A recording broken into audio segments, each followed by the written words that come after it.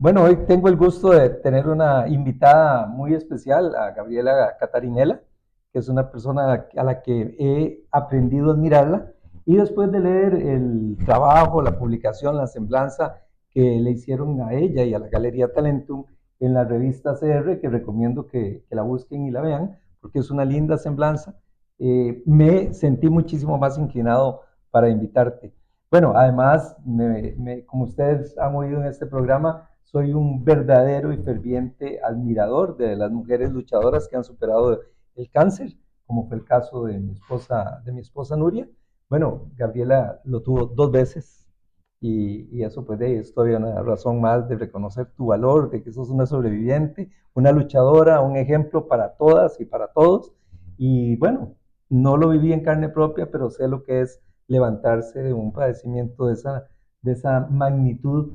Como lo digo siempre, con solo la palabra ya uno se estremece y cae en una crisis con solo oír la palabra cáncer. Pero bueno, mis felicitaciones como mujer luchadora, valienta, que ha salido adelante y que además estas experiencias cambian la vida y hacen que las personas también busquen cosas que más retribuyan más en la parte espiritual, personal, en la vivencia.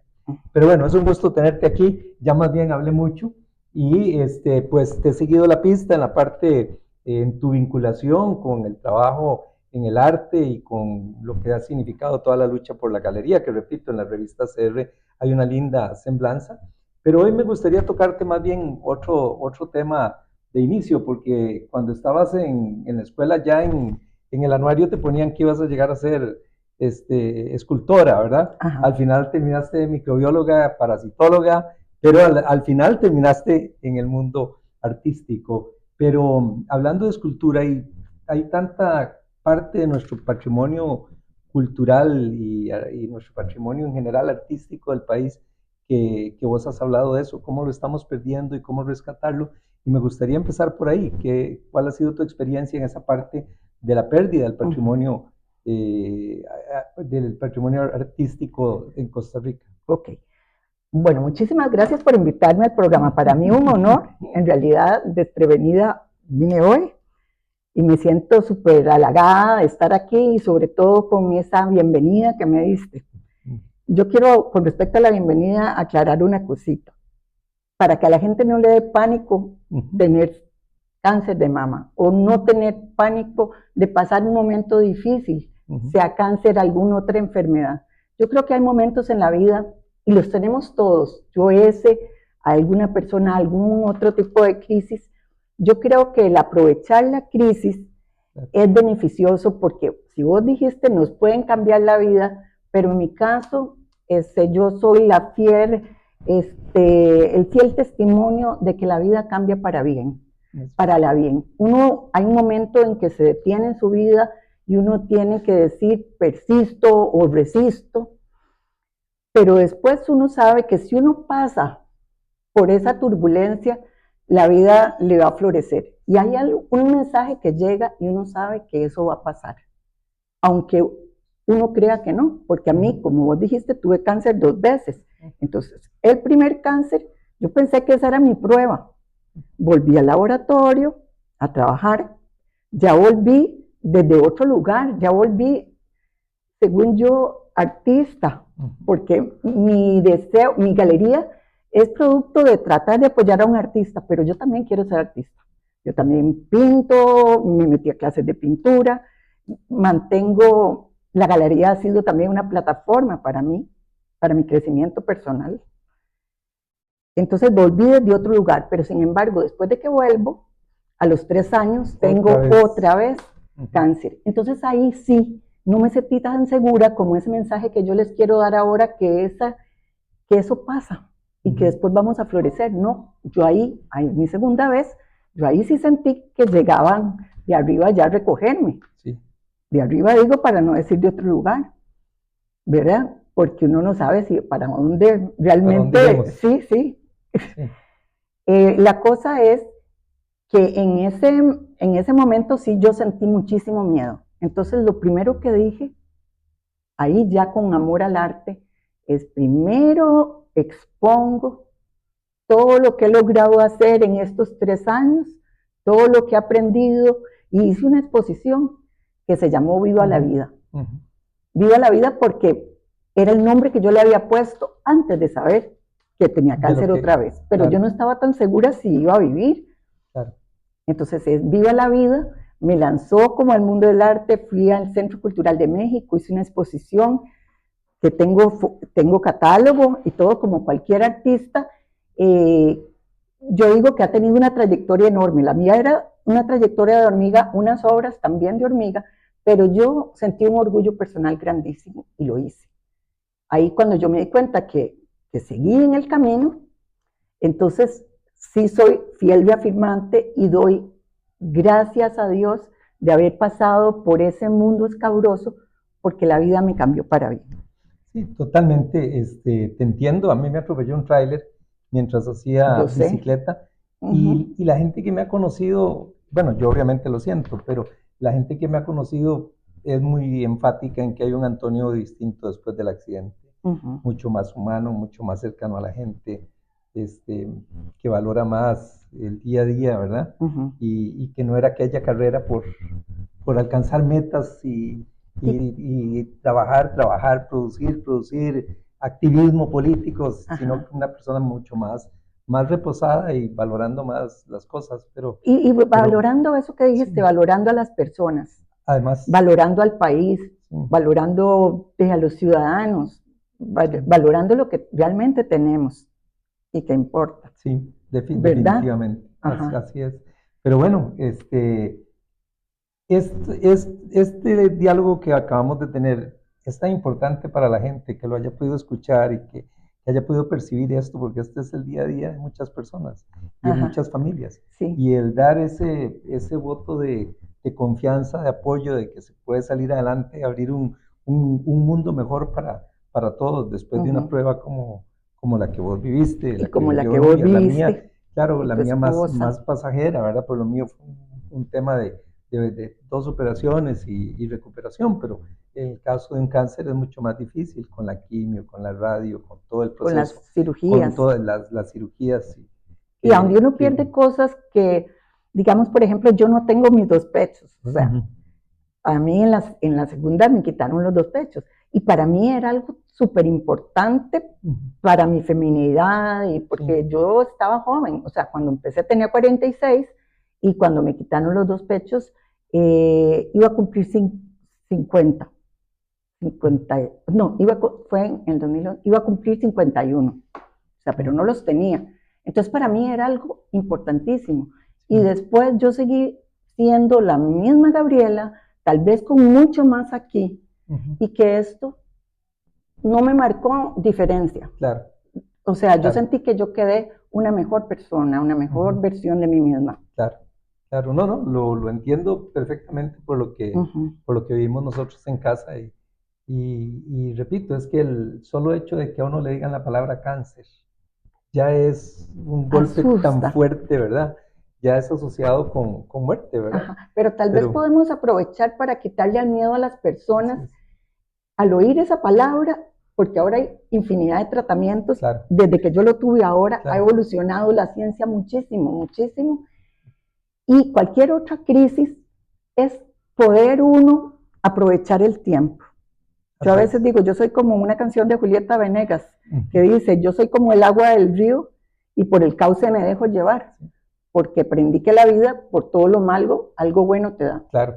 Y es saber montarse en ese viajecito y poder sacar provecho, porque eso viene por algo. Así vino por algo y para algo. Así es. Y no quisiera que cerráramos esta primera parte de la entrevista, que ha sido muy, muy rica en el plano humano, sin recomendarle a la gente que todos estos problemas de cáncer y algunos otros de salud se logra salir adelante si se detectan a tiempo.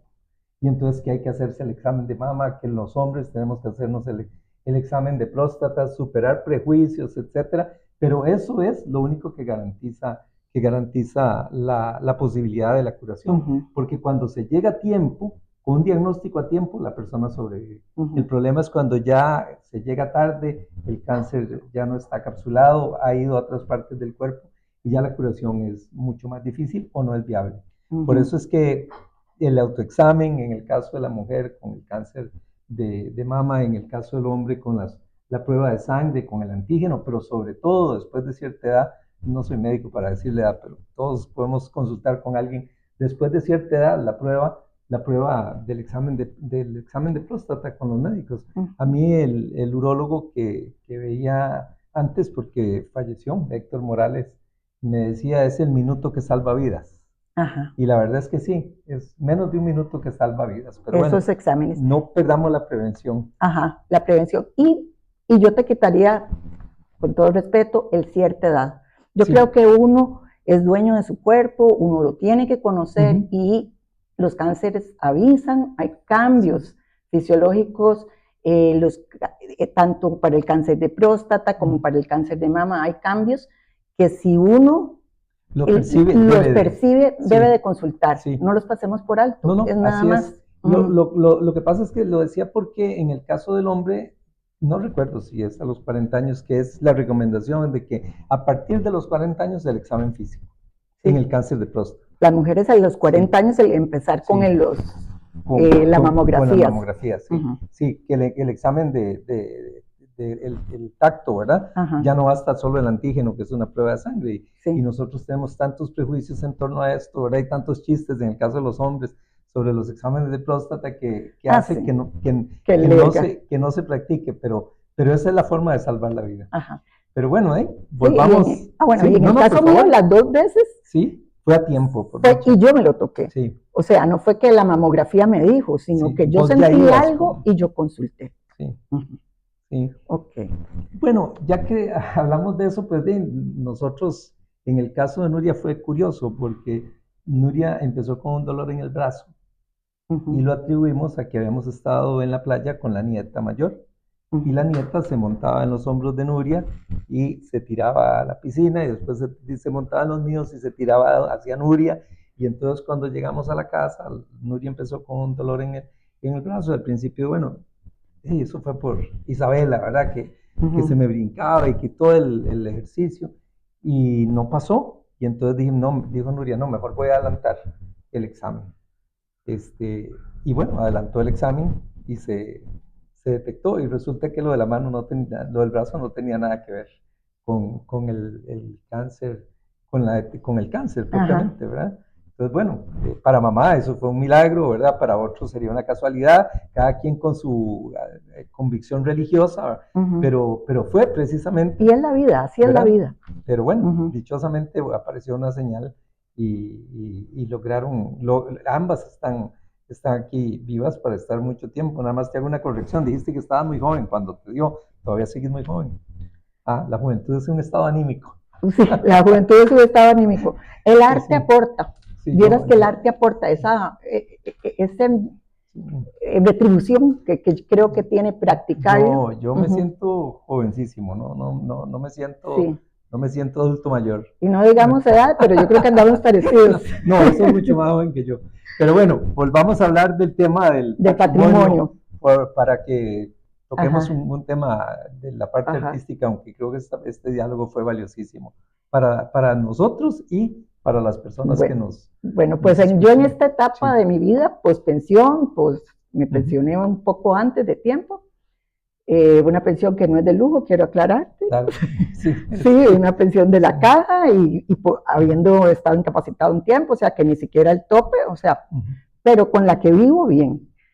Me pensioné y apenas me pensioné, yo me sentía muy joven y digo yo no me voy a ir para la casa. O sea, yo lo que planeé es, si realmente me pensionan, yo voy a abrir una galería, que fue lo que yo le había dicho a mi profesor Sebastián, que donde yo lo veía, que era muchísimos años, es muchísimos años menor que yo, tal vez 20, 25, no sé, que yo lo veía tan talentoso y que no podía mover su obra, yo lo vacilaba y le decía, cuando yo me pensione, sin imaginarme que yo me iba a llegar a pensionar, eso fue con mi primera oportunidad.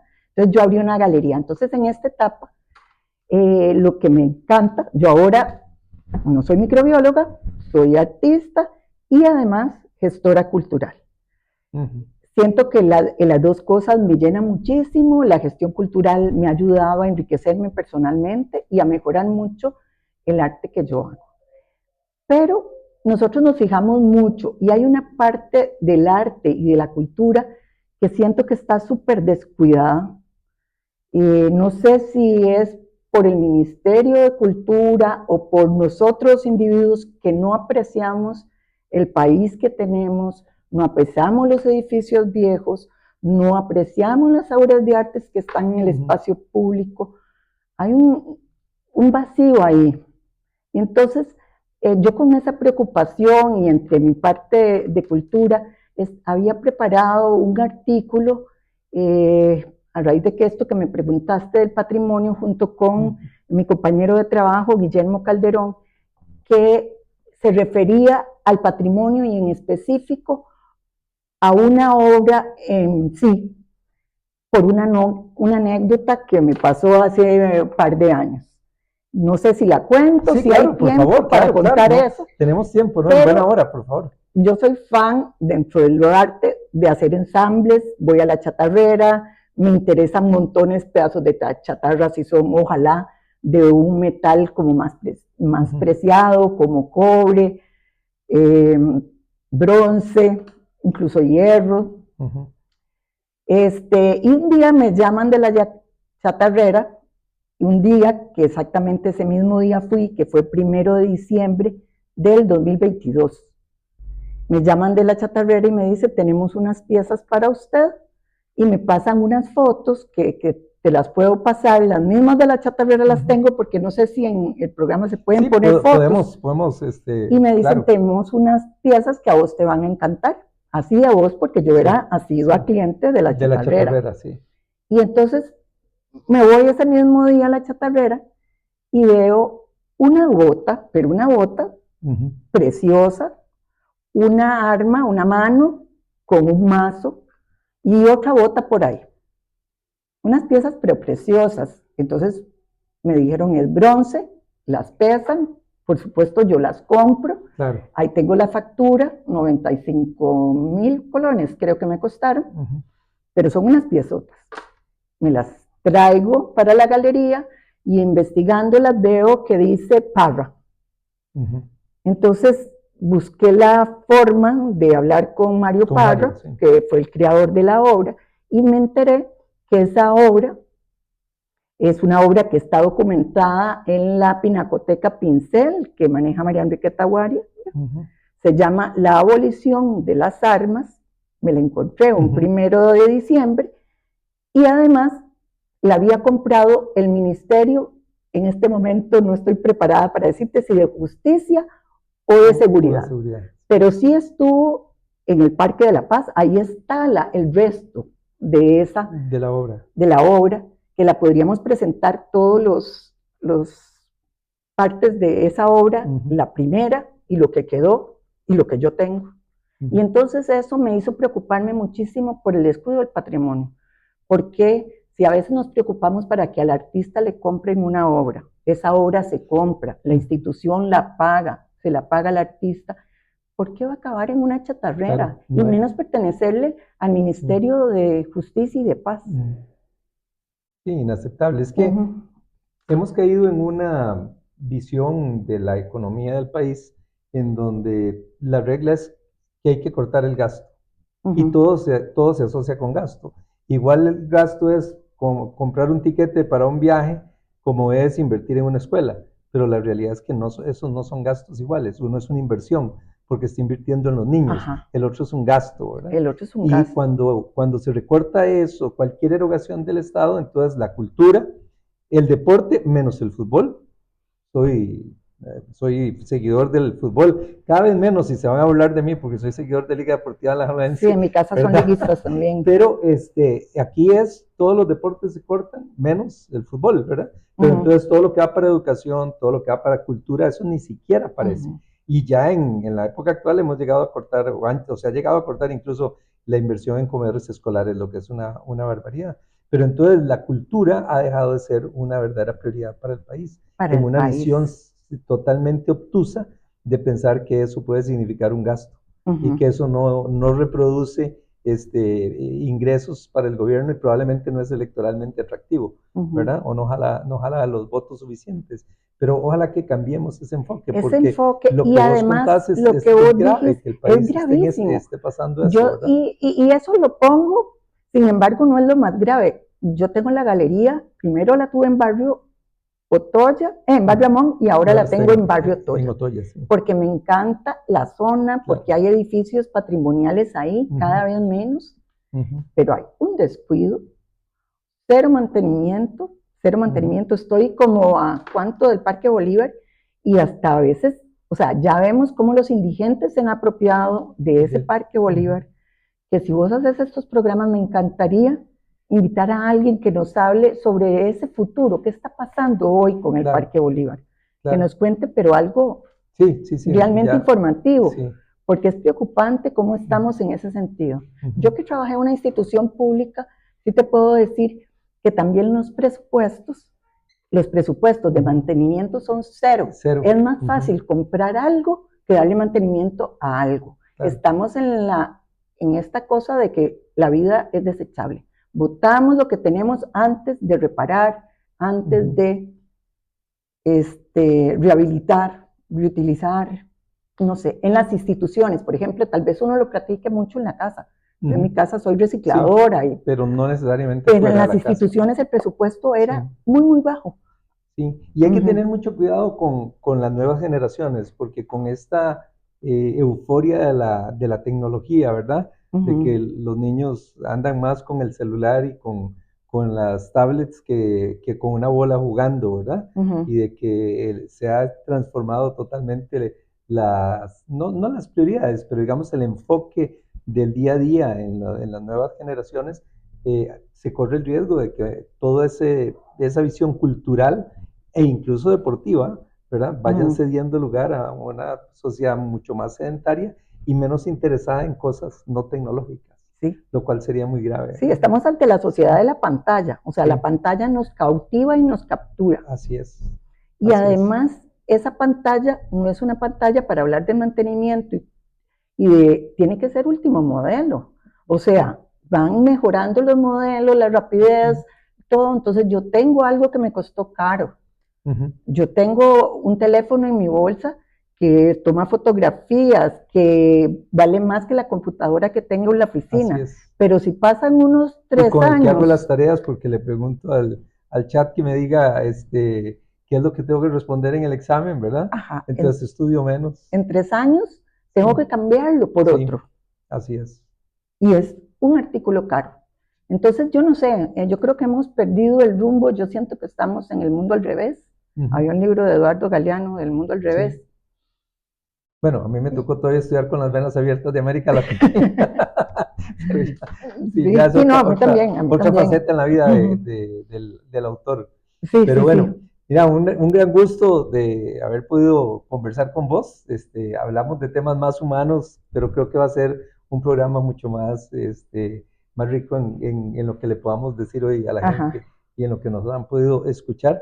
Y de veras me parece que ya que hablamos poco del tema, ojalá que puedan revisar en la revista.cr una linda reseña que hay sobre la historia de la galería, la historia de Gabriela y donde podrán conocer y valorar todo el otro aspecto al que hoy no le dedicamos tanto tiempo como es su historia en la parte artística y cultural. Así es que más bien, mil gracias. Otro día podemos de nuevo retomar los temas. Y ahora invitemos a la gente a ir a la galería.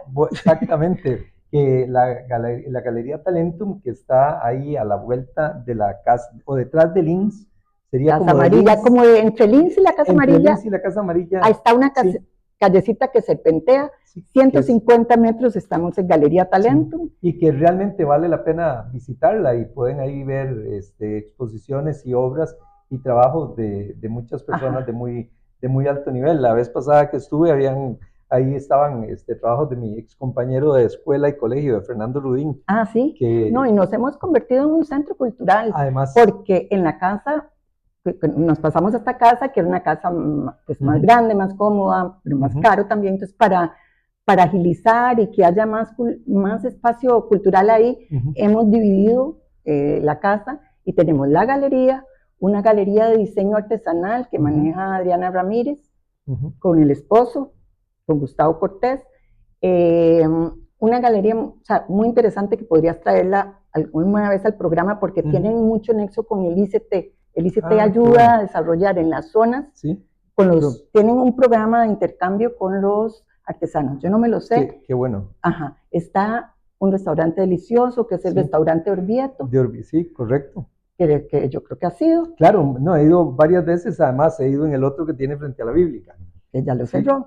Ah, sí, bueno, sí, ya cerró ahí para dedicarse más al de Talentum. Al de Talentum, sí. Y está ahora un taller de diseño de costura de una muchacha muy joven, porque nosotros iniciamos apoyando al artista nuevo, emergente. Ahora estamos consagrados y emergentes y todos en la misma galería y con la misma filosofía de trabajo o las mismas estrategias, pero nosotros iniciamos apoyando al artista emergente. Bueno, hay una buena razón para visitar la Galería Talentum y aprovechar y ver todos estos temas que sin duda son importantes y atractivos para todos nosotros, y tener una buena tarde-noche con la visita a Gabriela ahí en la galería. Bueno, muchísimas gracias. Muchas gracias por acompañarnos y un gran gusto de haber estado con ustedes nuevamente en Vos Contás con Toño.